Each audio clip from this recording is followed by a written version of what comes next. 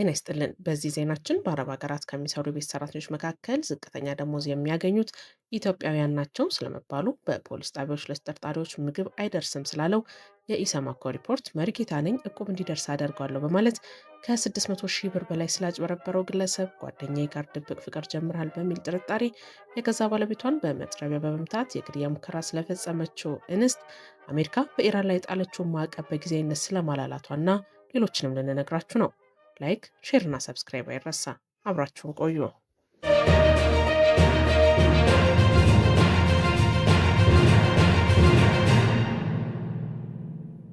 በአረብ ሀገራት ከተቀጠሩ የቤት ሰራተኞች ዝቅተኛ ደሞዝ የሚያገኙት ኢትዮጵያውያን መሆናቸውን አንድ ጥናት አመልከተ። በአረብ ሀገሮች ውስጥ ከሚሰሩ የቤት ሰራተኞች መካከል ከፍተኛ ደሞዝ የሚከፈላቸው ፊሊፒንሳውያን መሆናቸውን ጥናቱ አስረድቷል። በ2026 ጂሲሲ ዶሜስቲክ ወርከር ሳለሪ ሪፖርት በሚል ርዕስ በተከናወነው በዚህ ጥናት በገልፍ ባህረ ሰላጤ ሀገራት የተቀጠሩ የቤት ሰራተኞችን ያማከለ ነው። መረጃውን ለማዘጋጀት በስድስቱ በገልፍ ባህረ ሰላጤ ሀገራት ውስጥ ያሉ 2100 የመንግስት ምንጮችና ፍቃድ ያላቸው ኤጀንሲዎች የተገኘ መረጃ ጥቅም ላይ ውሏል ተብሏል። በጥናቱ በቤት ሰራተኞች፣ ሞግዚቶች፣ ምግብ አብሳዮች፣ ሾፌሮች ደሞዝ ላይ ያተኮረ መሆኑም ተሰምቷል።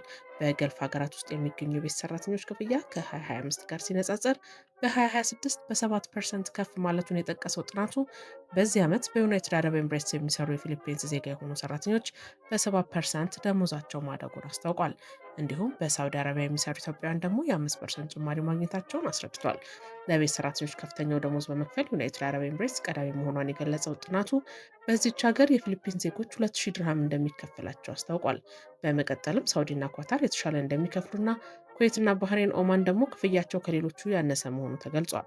እንደ ጥናቱ በባህሬን የፊሊፒንስ ዜጋ የሆኑ ሞግዚቶች በአማካይ 195 የባህሬን ዲናር የሚያገኙ ሲሆን የቤት ሰራተኞች ደግሞ በአማካይ 155 ዲናር ይከፈላቸዋል። የኢንዶኔዥያ የቤት ሰራተኞች ደግሞ የሚያገኙት አማካኝ ደሞዝ 125 ዲናር ነው።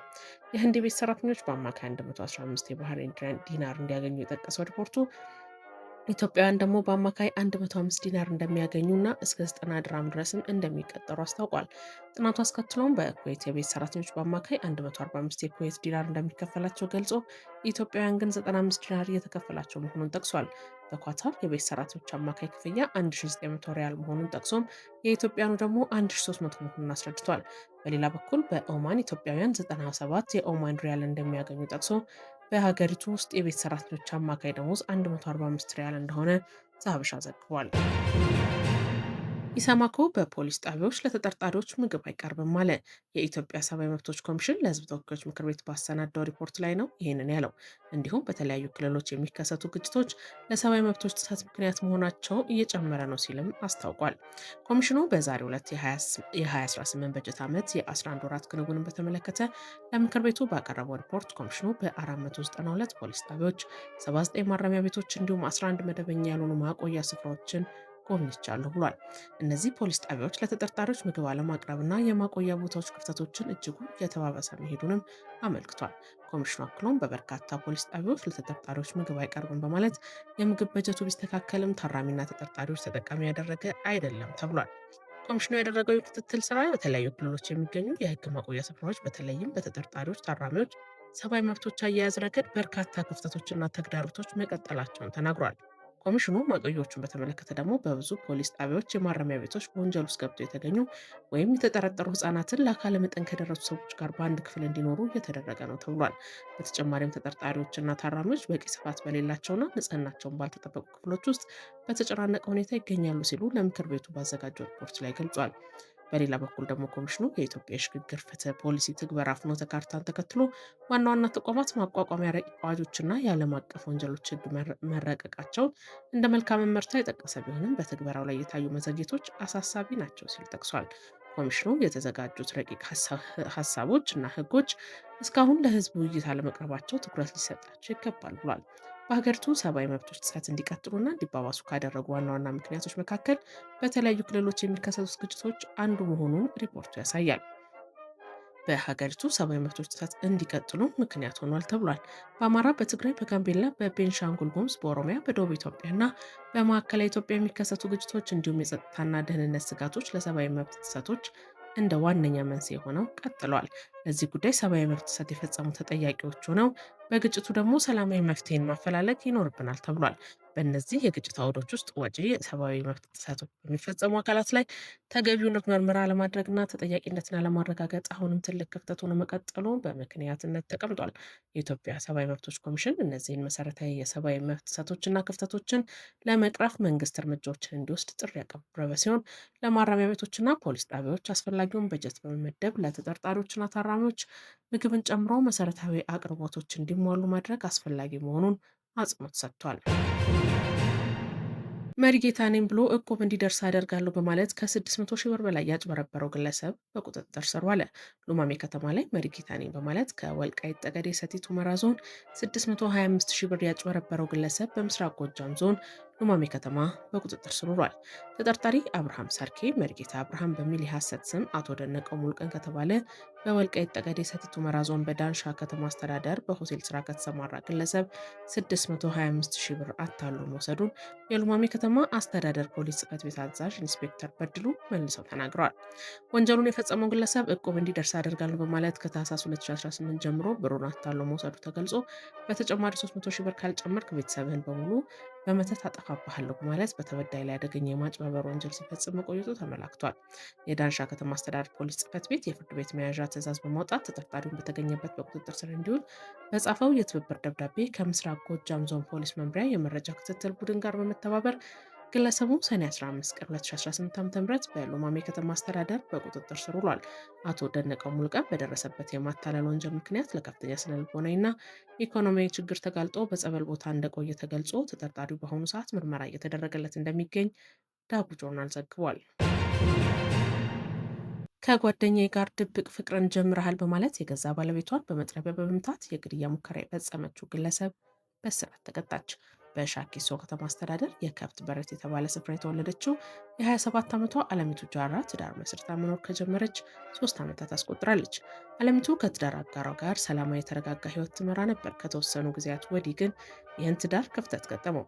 አለሚቱ እጅግ ለምትቀርባትና ለምትግባባት ጓደኛዋ ባለቤቴ ውጭ በማለቱ ጥርጣሬ ውስጥ ገብቻለሁ በማለት ታማክራታለች። የአለሚቱ ጓደኛም ይህንን ከሰማት ጀምሮ በተለያየ ጊዜያት የአለሚቱን ባለቤት ማጥመድ ጀመረች።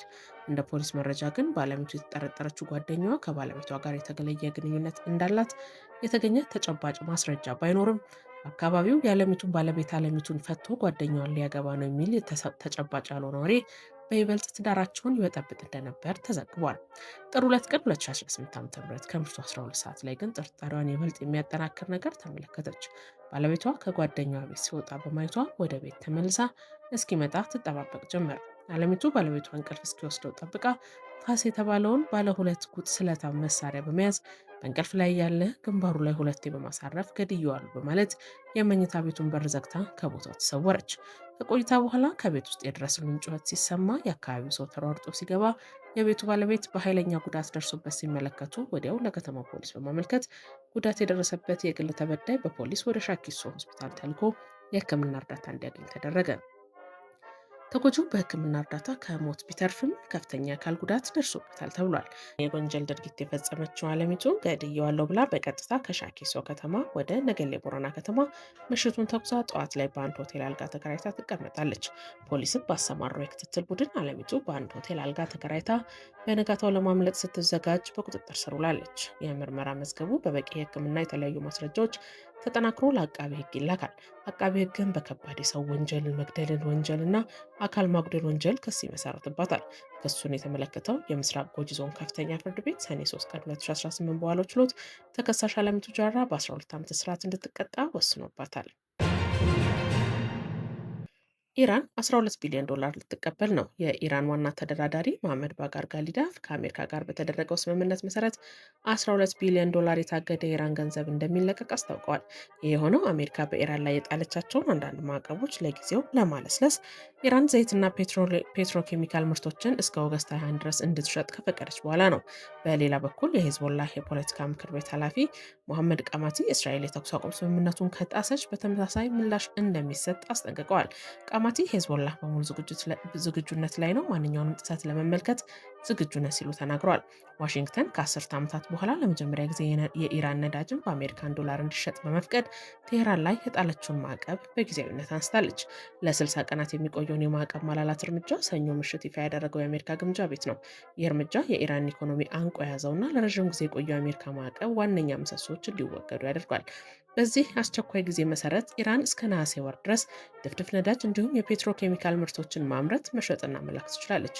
ይህ የማዕቀብ እፎይታ የኢራን ነዳጅ በቀጥታ ወደ አሜሪካ እንዲገባም አስችሏል። በተጨማሪም የኢራን የባንክ ዝውውር፣ ኢንሹራንስና የትራንስፖርት ዘርፍ ላይ የተጣለው ማዕቀብ መነሳቱን ቴህራን ከዚህ ቀደም ድፍድፍ ነዳጇን ለመሸጥ ስትከተል የነበረውን ውስብስብ አሰራር ያስቀራል ተብሏል። የግምጃ ቤት ኃላፊው ስኮት ቤንሴት እንደተናገሩት ለ60 ቀናት በሚቆየው ማዕቀብ እፎይታ የተሰጣት ኢራን በምላሹ ወሳኙን የባህር መተላለፊያ የሆነውን የሆርሙዝ ወሽመጥ ለመክፈት ቃል ገብታለች። የዓለም አቀፉ አቶሚክ ኤነርጂ ኤጀንሲ የኒውክሌር ተቆጣጣሪዎች ወደ ሀገሪቱ እንዲገቡም ትፈቅዳለች ብለዋል። ኢራን ግን ይህ ተቆጣጣሪዎች ወደ ሀገሪቱ እንዲገቡ ልትፈቅድ ነው መባሉን አስተባብላለች።